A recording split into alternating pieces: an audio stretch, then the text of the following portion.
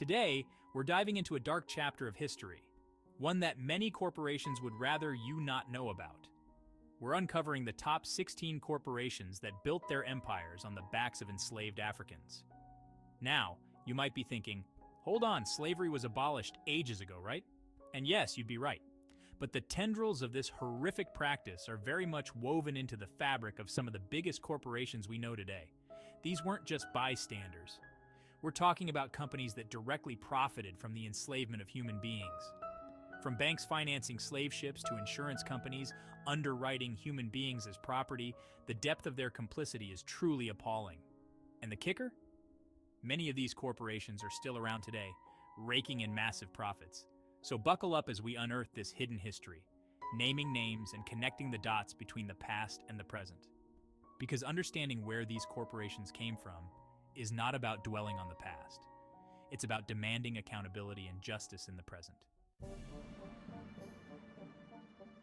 Our first stop takes us to the belly of Wall Street, home to the now defunct Lehman Brothers. Remember the 2008 financial crisis? Yeah, they were kind of a big deal in that whole debacle, but their story starts much earlier, steeped in the profits of the cotton trade and fueled by the forced labor of enslaved people. Aetna, the insurance giant, might promise you peace of mind today, but their past is anything but peaceful. Back then, they were busy insuring slave owners against the loss of their property. Yes, you heard that right. They literally treated human beings as commodities. JP Morgan Chase, a name synonymous with banking, also has a history entangled with slavery. Their predecessor banks accepted slaves as collateral for loans, so even the very institutions meant to foster economic growth were complicit in this system of oppression. Even life insurance wasn't safe from the taint of slavery. New York Life, a company that literally deals with life and death, saw fit to sell policies on enslaved people in the mid-1800s. Wachovia Corporation, now part of Wells Fargo, tries to project an image of community banking, but its roots are firmly planted in the soil of exploitation. They've admitted to their historical ties to slavery, acknowledging the role they played in perpetuating this barbaric system. Now let's hop across the pond to the UK, where we meet N.M. Rothschild and Sons Bank. This banking behemoth helped finance the British government's compensation to slave owners after abolition. Yes, you heard that right. They paid the enslavers, not the enslaved. Norfolk Southern, the railroad giant, connected the nation, but at what cost? Their predecessor companies relied on the forced labor of enslaved people to lay the very tracks that fueled American expansion. Even the news wasn't immune to the influence of slavery. E.W. Scripps and Gannett, major media companies, have historical ties to slavery through their founders, proving that the pen, or in this case the printing press, can indeed be mightier than the sword, especially when used to control narratives.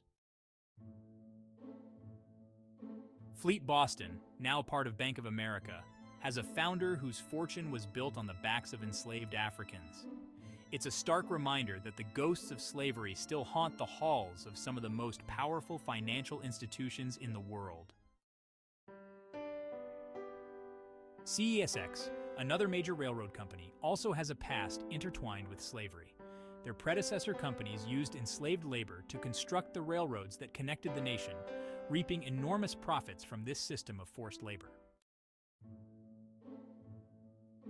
The Canadian National Railway Company might evoke images of scenic Canadian landscapes, but their history tells a different story.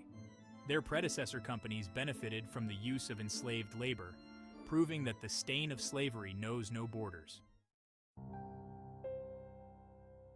Brown Brothers Harriman, a major investment bank, might manage billions today, but their origins are steeped in the slave trade.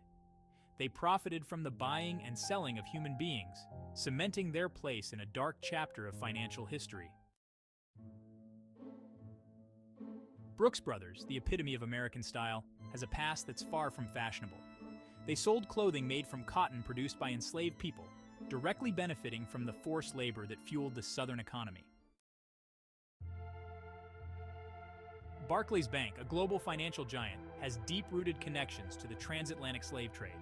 They financed and facilitated this horrific industry, profiting from the suffering of millions. AIG, now a multinational insurance corporation, has a lineage that includes selling insurance policies on enslaved people. They treated human lives as mere commodities, turning a profit from the institution of slavery. Bank of America, one of the largest banks in the United States, acknowledges that some of its predecessor banks had direct ties to slavery. This admission, while a step in the right direction, underscores the pervasive influence of slavery on the financial institutions we interact with daily. So, there you have it.